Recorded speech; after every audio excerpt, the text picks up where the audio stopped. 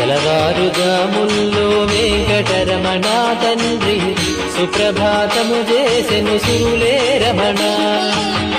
పంచామృతములతో వెంకటరమణ తండ్రి నిత్యాభిషేకములే నిత్యము రమణ.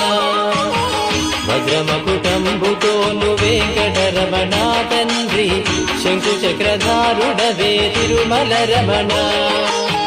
మూడు నామాలతోను వెంకటరమణ తండ్రి ముల్లోకములు ఏడడి మూర్తి విరమణ.